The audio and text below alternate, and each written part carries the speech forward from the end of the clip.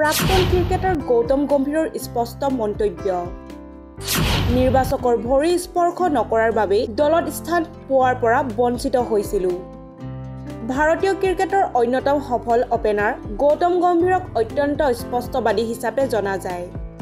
Cricketer গৰাকীয়ে বিভিন্ন প্ৰত্যাহ্বান নেওচি ৰাষ্ট্ৰীয় দলত নিজৰ গুৰুত্বপূৰ্ণ স্থান লাভ কৰিছিল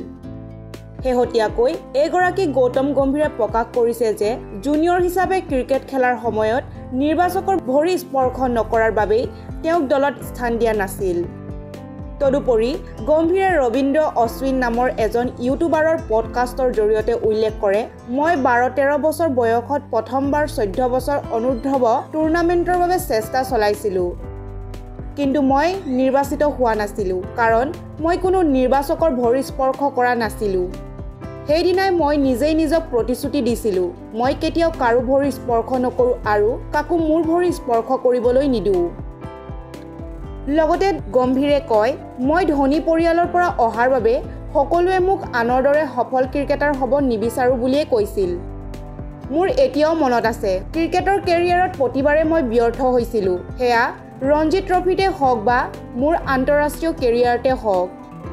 মানুহে মোক কৈছিল আপুনি ধনী ঘৰৰ ল'ৰা ক্ৰিকেট খেলাৰ প্ৰয়োজন নাই আপোনাৰ বহু ধন সম্পত্তি আছে আপোনাৰ দেউতা ব্যৱসায়ী গতিকে দেউতাৰ ব্যৱসায়ত যোগদান কৰিব পাৰে আচলতে মানুহে নেজানিছিল মই কি বিচাৰিছো গতিকে মই যেতিয়া সফল হলো তেতিয়াৰ পৰা কোনো ধাৰণাই মোক কেতিয়াও আমনি কৰা নাই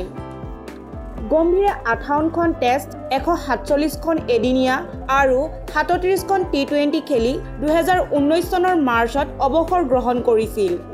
প্ৰথম শ্ৰেণীৰ ক্ৰিকেটত গম্ভীৰে 15,000ৰো অধিক ৰান আৰু এদিনীয়া ফৰ্মেটত 10,000ৰো অধিক ৰান সংগ্ৰহ কৰিছে তেওঁ টেষ্ট ক্ৰিকেটত 9টা শতক আৰু 22টা অৰ্ধশতকেৰে গড়ে 41.95 কৈ মুঠ 4,154 ৰান সংগ্ৰহ কৰিছে এদিনীয়া মেটছত গম্ভীৰে 100টা শতক আৰু 36টা অৰ্ধশতকেৰে গড়ে 39.68 কৈ মুঠ ৰান কৰিছে 5,238 ইয়াৰ লগতে টি20 আন্তঃৰাষ্ট্ৰীয় মেটছত তেওঁ 119.02 ষ্ট্ৰাইক ৰেটত 5টা অৰ্ধশতকেৰে 37খন মেটছত কৰিছে মুঠ 932 ৰান IPLৰ 2022 আৰু 2023 সিজনত লক্ষ্ণৌ ছুপাৰ জায়েন্টছৰ এই মেণ্টৰ আছিল গৌতম গম্ভীৰ বৰ্তমান কলকাতা নাইট ৰাইডাৰ্ছৰ প্ৰশিক্ষক আৰু তেওঁৰ সহযোগতে দলটোৱে লীগ পৰ্যায়ত তালিকাৰ শীৰ্ষস্থান দখল কৰি ফাইনেলত উপনীত হয় ইতিমধ্যে ভাৰতীয় ক্ৰিকেট দলৰ মুখ্য প্ৰশিক্ষক পদৰ দাবীদাৰ হৈ পৰিছে গম্ভীৰ সকলো ঠিকে থাকিলে ৰাহুল দ্ৰাবিড়ৰ উত্তৰসূৰী হ'ব পাৰে Gautam Gambhir News Desk Report, Olympia Sports.